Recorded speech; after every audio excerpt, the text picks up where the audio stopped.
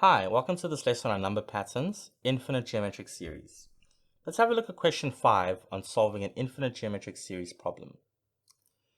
In an infinite sequence of circles, the radius of the first circle is 90 centimeters, and the radius of each successive circle, so each next circle, is 2/3 of the previous circle. So the new radius of the next circle is 2/3 the amount of the previous circle's radius. Find the sum of the areas of all the circles. Okay, so whenever you're given these types of problems where there's some sort of shape or geometric property, the best thing to do is to visualize what is happening.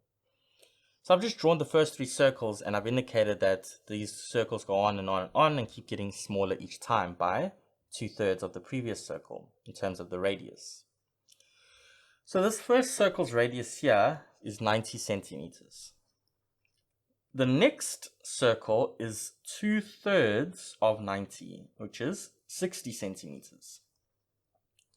The radius of the next circle is 2/3 of the radius before that. So 2/3 of 60, which is 40 centimeters, and so on. If you did the next one, it'll be 2/3 of 40. So that'll be 80 over 3, which I don't think is a very nice number. Let's check. 80 divided by 3. 26.6 repeating. 26.6 repeating centimeters. Okay, but those radii keep getting smaller and smaller each time by that relationship, 2/3 of the previous radii of each circle.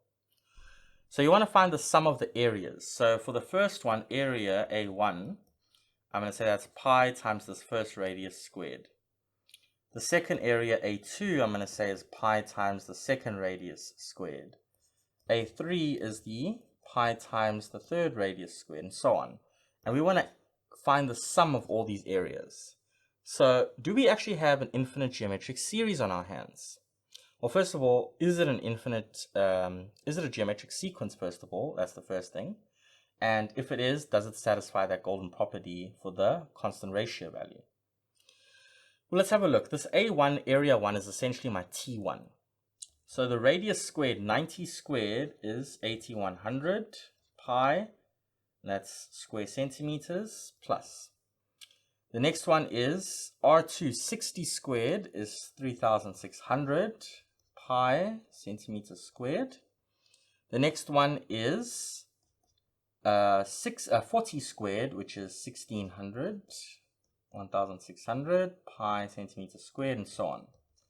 So these are the terms that make up the sequence, term 1, term 2, term 3. That's what I've called A1, A2, A3, just to denote area. So the first term is 8100 pi. The next term is 3600 pi. The next term is 1600 pi, and so on. So how can we verify this is geometric? Well, let's take T3 divided by T2. That's 1600 pi divided by 3600 pi. The pi's will cancel, and you're just left with 1600 divided by 3600. That gives you 4/9. But let's have a look at T2 divided by T1. That's 3600 pi divided by 8100 pi. Again, the pi's will divide out, and you're left with 3600 divided by 8100. That's 4/9 as well. Awesome. So now we know that the constant ratio R here is 4/9. And the first term A is 8100 pi, because that's the first area. Then you want to add the next area, 3600 pi, and so on. Now, will this thing converge? Can we actually find the sum of all the areas? Yes, because since R is between -1 and 1, right? R is 4/9. And again, we visualize it on the number line.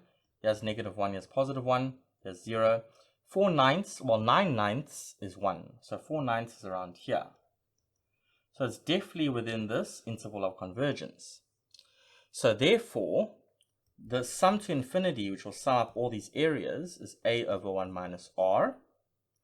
So therefore, S infinity is 8100 pi all over 1 minus 4/9. So therefore, I get S infinity to be, so let's take our calculators. Put the 8,100. I'm not going to put pi in my calculator just because I know pi is there in the numerator. So 1 minus 4 over 9. And that leaves me with 14,580 pi. That's not my final answer. Don't forget, it is square centimeters. Okay, and that'll be your final solution for this problem. The sum of the areas of all the circles sums out to a total of 14,580 pi square centimeters. Okay, I'll see you in the next one.